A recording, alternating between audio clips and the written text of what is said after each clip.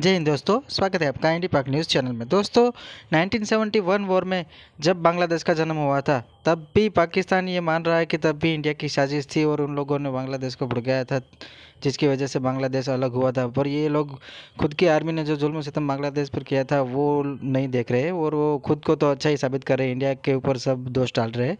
तो आइए मिलकर लास्ट तक देखना वीडियो को। एक तरफ ये कहा जाता है कि अभी तक यही फैसला नहीं हो सका कि पाकिस्तान तोड़ने का कौन जिम्मेदार है। वो याह्या खान था, वो शेख मुजीबुर रहमान था, वो जुल्फिकार अली भुट्टो था, या वो इंडिया था। इन सब का नाम लिया जाता है कि जी इन्होंने पाकिस्तान तोड़ा। सर, इंडिया जो हमें 93,000 का ताना देता है और जो एक लेबल लगा हुआ है हमारे इदारों के ऊपर कि वहाँ पे उन्होंने बांग्लादेशी खवातीन के रेप किए, उनको प्रेग्नेंट किया और पता नहीं इस तरह की बहुत सारी कहानियाँ भी गूंज रही हैं। बिल्कुल ऐसा हुआ था।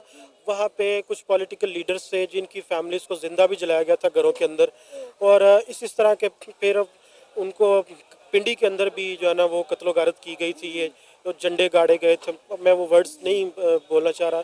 1971 में जब पाकिस्तान टूटा और बांग्लादेश बना, और आप लोग जानते ही हैं उसके बाद किस तरह के हालात रहे और किस तरह से पाकिस्तान के लिए कहा गया कि हथियार डाले थे।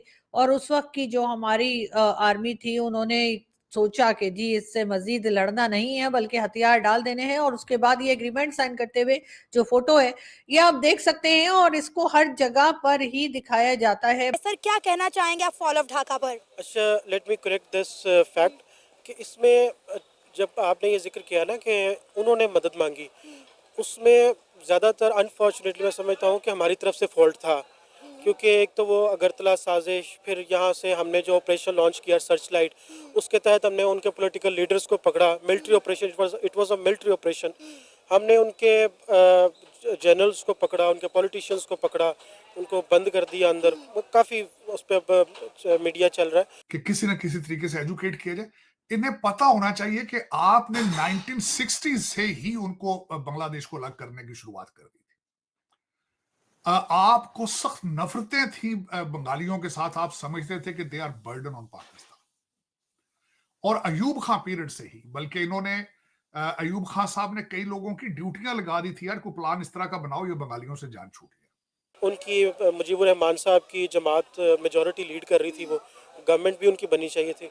उसमें भी जो है वो हमारे लीडर भुट्टो साहब, जुल्फिकार भुट्टो साहब, उन्होंने जैसे कि वर्ड्स आप उनके मार्क्ड हैं कि जी हमारे लिए वो बुचर हाउस है, और उनको बुलाया गया था यहाँ पाकिस्तान, ईस्ट पाकिस्तान की नेशनल असम्बली में, जिस पर उन्होंने आने से भी एतराज़ किया था। फिर यहाँ के लोगों भी उनको भी कहा गया कि आपकी मैं टांगे तोड़ दूंगा अगर आप वहाँ गए। ये बुक्स के अंदर कोटेड है उनके वर्ड्स।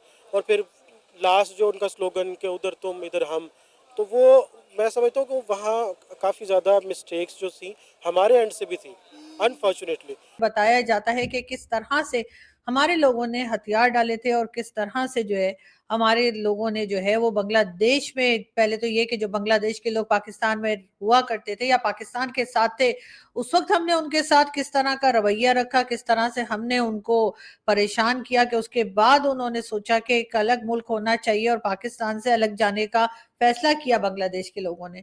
तो वो फिर शेख मुजीबुर रहमान साहब के जो 5 पॉइंट्स थे, उनके डिस्ट्रीब्यूशन ऑफ वेल्थ की, इकोनॉमिक की, वो सारी रिसोर्सेज की, तो एक्सट्रैक्शन टैक्सेशन वाला मामला, तो वो सारी जो थी डिवीजन, मेरा ख्याल है कि वो अनजस्ट थी। हिस्ट्री हमें ये बताती है कि तो वो उन सब का नतीजा थी, कॉन्सिक्वेंसेस थे वो उन सब अट्रॉसिटीज़ के, सब अनबैलेंस सिचुएशंस के, कि वहाँ पे जो मूवमेंट स्टार्ट हो गई। फिर इलेक्शन में जब उनको क्लियर कट उन्होंने क्लीन स्वीप किया था वहाँ ईस्ट पाकिस्तान के अंदर, क्योंकि वहाँ पे उनकी ही जमात थी। यहाँ पे इसको ये फाइनेंशियल बर्डन समझते थे और इनको लो क्लास ह्यूमन समझा जाता था। वो ऐसे ही बात नहीं। और फिर आखिरी एक दिन के अंदर चीजें नहीं हो जाती, एक दिन के अंदर मुक्ति बानी नहीं बन जाती, उसके पीछे स्टोरियों पे स्टोरियां होती हैं। बड़ा अरसा लगता है उस हंडिया को पकने के लिए। वो तो आखिरी आखिरी उबाला आता है ना जो जो शेख मुजीबुर रहमान ने दिया, और वो उबाला आपने क्या दिया। लेकिन एक बार फिर अभी हम देख रहे हैं कि वहां पे जिस तरह के सिचुएशन बनी हुई है उसको लेकर डेफिनेटली पाकिस्तान में भी बात की जाती है। और एक बार फिर ऐसा लग रहा है कि कहा यह जा रहा है कि जी पाकिस्तान से बिछड़ा हुआ बांग्लादेश शायद पाकिस्तान की तरफ दोबारा आना चाह रहा है।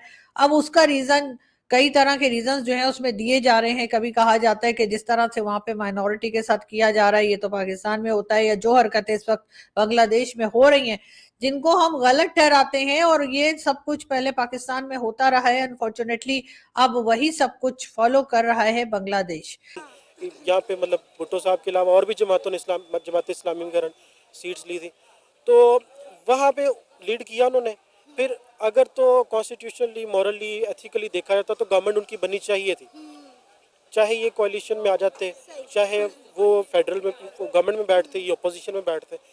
तो अब बाकी रही बात आपके सवाल की, मैं समझता हूँ कि यहाँ पे हमारी गलती थी एट द एंड कि उन्होंने लैंडस्लाइड विक्ट्री थी उनकी, लैंडस्लाइड विक्ट्री, फातिमा जिन्ना की लैंडस्लाइड विक्ट्री थी ईस्ट पाकिस्तान के अंदर। और आपने फिर जिस तरीके से उनको बजाय उनको मैंडेट दिया जाता, आपने पकड़ के जेल में डाल दिया उसको। दोस्तों जैसा कि आपने सुना, तो कोई कोई पाकिस्तानी जिसको थोड़ा सा भी दिमाग है वो लोग ये मान रहे हैं कि भाई इसमें पाकिस्तान की गलती थी जब बांग्लादेश पाकिस्तान से सेपरेट हुआ और बांग्लादेश की वुमेन पर बहुत सारे अत्याचार किए थे, वहाँ के लोगों को मारा था, वुमेन्स पर रेप किए गए थे और भी बहुत कुछ हुआ था। और पाकिस्तानी उन लोगों को मतलब अपना समझते ही नहीं थे, इसी वजह से बांग्लादेश को अलग होना पड़ा और इंडिया उसके समर्थन में आया।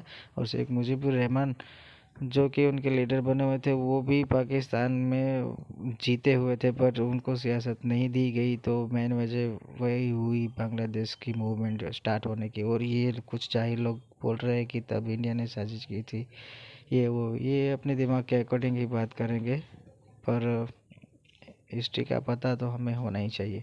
अगर वीडियो अच्छी लगी हो तो चैनल को लाइक, शेयर और सब्सक्राइब करना मत भूलें। जय हिंद।